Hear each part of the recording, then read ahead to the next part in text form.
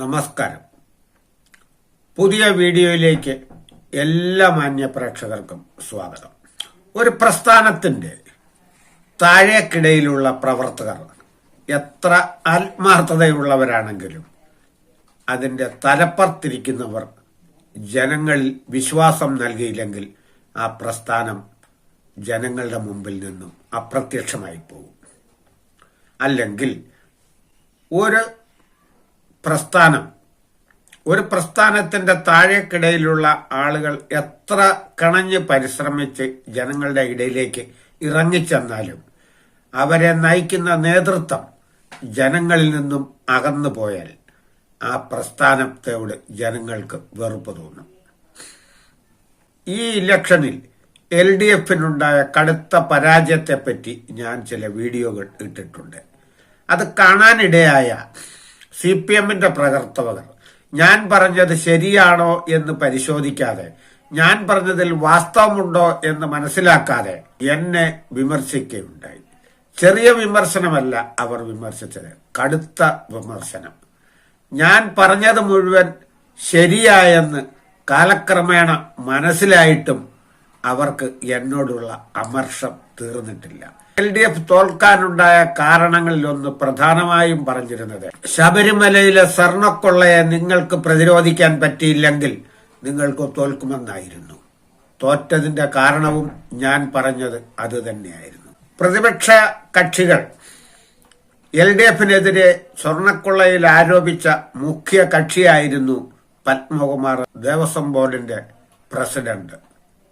അദ്ദേഹത്തെ SIT arrest ചെയ്ത് ജയിലിലടച്ചപ്പോൾ CPMന് ചെയ്യാവുന്ന ഒന്നുണ്ടായിരുന്നു, അയാളെ തൽക്കാലത്തേക്ക് പാർട്ടിയിൽ നിന്നും മാറ്റി നിർത്താമായിരുന്നു. ആ സമയത്ത് അയാൾക്കതിനെ പ്രതിരോധിക്കാനും കഴിയില്ലായിരുന്നു. കാരണം അയാളുടെ പേരിലുണ്ടായിരുന്നത് ആരോപണമല്ല, SIT കണ്ടുപിടിച്ച ഒരു കേസാണ്.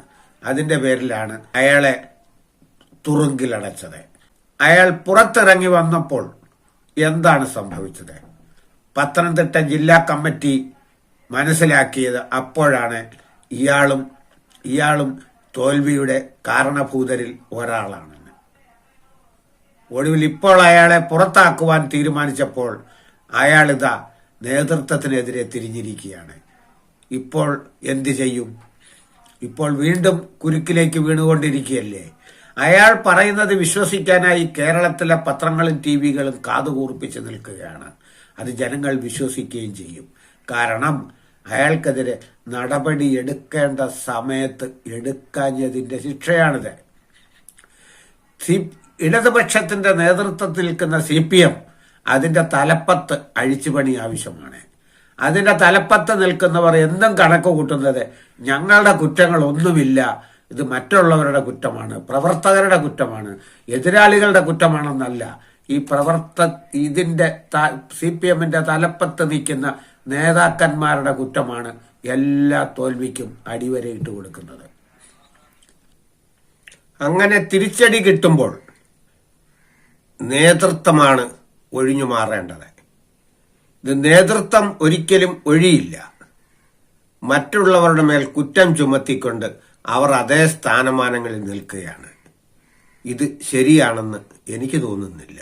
ഞാൻ നയിച്ച പ്രസ്ഥാനത്തെ വിജയത്തിലേക്ക് കൊണ്ടുവരാൻ പറ്റാതിരുന്നപ്പോൾ ഞാനിതാ രാജിവെക്കുന്നു, നിങ്ങൾ രാജിവെക്ക്. നിങ്ങൾ എന്താണ് രാജിവെക്കാത്തത്? നിങ്ങളാണ് രാജിവെക്കേണ്ടത്. അങ്ങനെ ചെയ്യാതെ ഞങ്ങൾ നേതൃത്വത്തിൽ നിൽക്കുന്ന ഞങ്ങളെല്ലാവരും നല്ലവരാണ്, ഞങ്ങളെല്ലാവരും മിടുക്കന്മാരാണ്, ഞങ്ങളെല്ലാവരും ദീർഘവീക്ഷണമുള്ളവരാണ് എന്ന് പറഞ്ഞുകൊണ്ട് മറ്റുള്ളവരുടെ കുറ്റം പറഞ്ഞു നിൽക്കുന്നതിൽ ഒരർത്ഥവുമില്ല, ഉണ്ടെന്ന് എനിക്ക് തോന്നുന്നില്ല. ഞാൻ എപ്പോൾ പറഞ്ഞാലും എന്റെ അഭിപ്രായമാണ് പറയുന്നത്. എന്റെ അഭിപ്രായത്തിൽ പിണറായി വിജയനെ പ്രതിപക്ഷ നേതാവാക്കിയതിനോട് പോലും എനിക്ക് യോജിപ്പില്ല. കാരണം അദ്ദേഹം 10 വർഷം കേരളത്തെ നയിച്ച മുഖ്യമന്ത്രിയാണ്. ഇതുപോലെ ഒരു പടുപരാജയം ഉണ്ടായപ്പോൾ അദ്ദേഹം ആ സ്ഥാനത്തുനിന്നും മാറി മറ്റൊരാൾക്ക് ആ അവസരം കൊടുക്കണമായിരുന്നു. കൊടുക്കാതെ അദ്ദേഹത്തിന് വീണ്ടും പ്രതിപക്ഷ സ്ഥാനം കൊടുക്കുകയായിരുന്നു. സത്യത്തിൽ നിങ്ങൾ മനസ്സിൽ വിചാരിക്കുന്നത് CPM എന്ന് പറഞ്ഞാൽ പിണറായി വിജയൻ എന്നാണോ?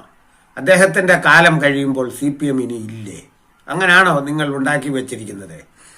ഏറ്റവും കൂടുതൽ പ്രാധാന്യം നൽകേണ്ടത് ഈ പാർട്ടിക്കാണ്. മറ്റുള്ളവരൊക്കെ പാർട്ടിയിലെ പ്രവർത്തകരാണ്. പാർട്ടിയാണ് വലുത്. ഈ സ്വർണക്കൊള്ളയുമായി നേതൃത്വത്തിന് ബന്ധമുണ്ടെന്നുള്ള രീതിയിൽ കൂടി പത്മകുമാർ പറഞ്ഞു വെക്കുമ്പോൾ നിങ്ങൾ പറയും അത് ജനങ്ങൾ വിശ്വസിക്കയില്ല എന്ന് പറയും. ആര് പറഞ്ഞു വിശ്വസിക്കയില്ലെന്ന്? ജനങ്ങൾ വിശ്വസിക്കും. മറ്റുള്ളവർ പറഞ്ഞത് ജനങ്ങൾ വിശ്വസിച്ചത് കൊണ്ടാണ് ഇന്ന് നിങ്ങൾ ആരും അല്ലാതായി തീർന്നത്. ജനങ്ങൾ വിശ്വസിക്കും. ജനങ്ങളുടെ തെറ്റിദ്ധാരണയെ മാറ്റാൻ സമഗ്രമായ ഒരു അഴിച്ചുപണി നടത്തി ഇതിന് നേതൃത്വത്തിൽ ജനങ്ങളുടെ മുമ്പിൽ നിങ്ങൾ വിശ്വാസം ആർജിച്ച് എടുത്തേ മതിയാവും. അല്ലാതെ ഞാൻ പറയുന്നതെല്ലാം ശരിയാണ്, ഞാൻ എന്നും ഇതിന്റെ നേതൃത്വത്തിൽ കാണും, ഇത് ന്യൂനപക്ഷങ്ങൾ വോട്ട് ചെയ്യാഞ്ഞത് കൊണ്ടാണ് തോറ്റുപോയത്, അവർ ചെയ്യാഞ്ഞത് കൊണ്ട് വോട്ട് ചെയ്യാഞ്ഞത്, ഇവർ ചെയ്യാഞ്ഞത് കൊണ്ടാണ് തോറ്റുപോയത്, ഇങ്ങനൊന്നും പറഞ്ഞിട്ട് ഒരു കാര്യവുമില്ല. എന്തുകൊണ്ടാണ് അവർ ചെയ്യാഞ്ഞത് അതുകൂടി ചിന്തിക്കണം. ഈ ന്യൂനപക്ഷം വോട്ട് ചെയ്തില്ല എന്നാണ് നിങ്ങൾ കണ്ടുപിടിച്ചതെങ്കിൽ എന്തുകൊണ്ടാണ് ന്യൂനപക്ഷം വോട്ട് ചെയ്യാഞ്ഞതൂടെ കണ്ടുപിടിച്ച് നിങ്ങൾ ഉത്തരം പറയണം. അതിന്റെ ലാസ്റ്റിൽ അതിന്റെ വിരൽ ചൂണ്ടുന്നത് നിങ്ങളുടെ മുഖത്തേക്കായിരിക്കും.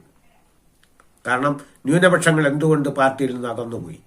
അതിന് കുറ്റക്കാരൻ നിങ്ങളാണ്, വേറെ ആരുമല്ല, ഇവിടുത്തെ പ്രവർത്തകരുമല്ല. ഇത് മനസ്സിലാക്കിക്കൊണ്ട് വീണ്ടും പ്രവർത്തിച്ചാൽ നിങ്ങൾക്ക് വീണ്ടും ജനങ്ങളുടെ ഹൃദയങ്ങളിലേക്ക് കയറിപ്പറ്റാൻ കഴിയും.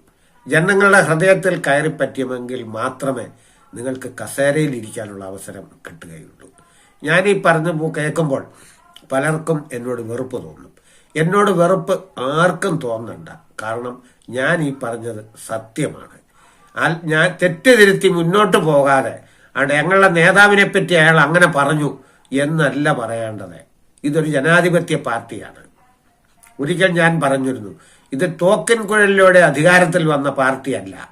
ബാലറ്റ് പേപ്പറിലൂടെ ലോകത്തിലാദ്യമായി ജനങ്ങളുടെ വോട്ട് വാങ്ങി അധികാരത്തിൽ വന്ന ഒരു ജനാധിപത്യ പാർട്ടിയാണ്. ഈ പാർട്ടിയുടെ തെറ്റുകൾ നിങ്ങൾ കൂട്ടായി തിരുത്തണം. മാറേണ്ടവർ മാറി നിൽക്കണം, ചേർക്കേണ്ടവരെ ചേർത്തുകൊണ്ട് വരണം. എൻ്റെ വീഡിയോ നിങ്ങൾക്ക് ഇഷ്ടമായോ എന്ന് എനിക്കറിയില്ല. എങ്കിലും നിങ്ങളുടെ അഭിപ്രായം ഞാൻ പ്രതീക്ഷിക്കുന്നു. കമന്റ് ചെയ്യണം, നിങ്ങൾ ഷെയർ ചെയ്യണം, ലൈക്ക് ചെയ്യണം. ഞാൻ ഈ പറഞ്ഞതിൽ തെറ്റുണ്ടെങ്കിൽ അത് ചൂണ്ടിക്കാണിക്കണം. അല്ലാതെ വെറുതെ ഒരിടത്ത് എന്ന് പറഞ്ഞാൽ പോരാ, എൻ്റെ ഈ വീഡിയോയിൽ തന്നെ ചൂണ്ടിക്കാണിക്കണം നിങ്ങൾ ഈ പറഞ്ഞത് തെറ്റായിരുന്നുവെന്ന്. മറ്റൊരു വീഡിയോയുമായി വരുന്നത് വരെ നമസ്കാരം.